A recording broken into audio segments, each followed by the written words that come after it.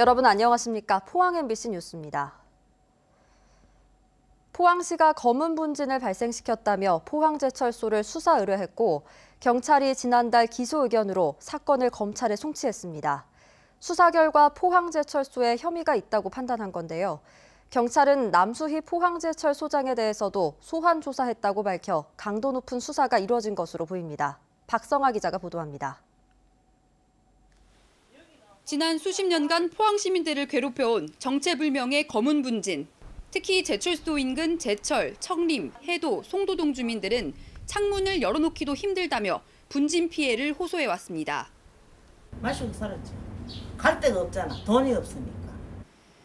포항시 환경정책관은 이 분진이 포항제철소에서 나온 것으로 보고 지난해 8월 대기환경보전법 위반 혐의로 포항제철소를 경찰에 수사 의뢰했습니다.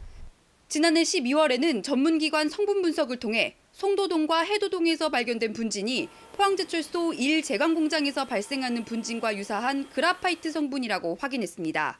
민원지에서 발생한 배출된 물질하고 제광공장에서 발생한 분진하고 성분이 유사하게 그렇게 결과가 나왔습니다. 1년여간의 끈질긴 수사 끝에 포항 남부경찰서는 포항제철소와 환경 관련 책임자를 기소 의견으로 지난달 대구지검 포항지청에 송치했습니다. 보강 수사까지 벌인 결과 해당 분진이 포항제철소와 관련이 있다고 판단한 겁니다. 경찰은 특히 문제의 오염물질이 제철소 용광로 굴뚝의 브리더 밸브를 통해 배출됐는지 여부에 주목하고 있습니다. 또 포항시는 다른 시설에서 오염물질이 배출됐을 가능성도 있다고 보고 지난달 12일에는 경찰과 합동으로 포항제철소 현장 조사까지 실시했습니다.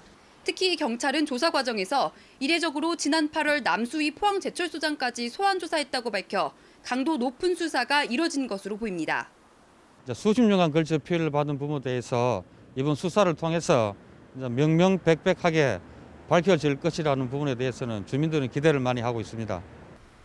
이에 대해 포스코는 수사 중인 사안이라 명확한 입장을 밝히기 어렵다고 답했고 제철소장 소환 조사건에 대해서는 경찰 입장과는 상반되게 조사받은 적이 없다고 답변했습니다.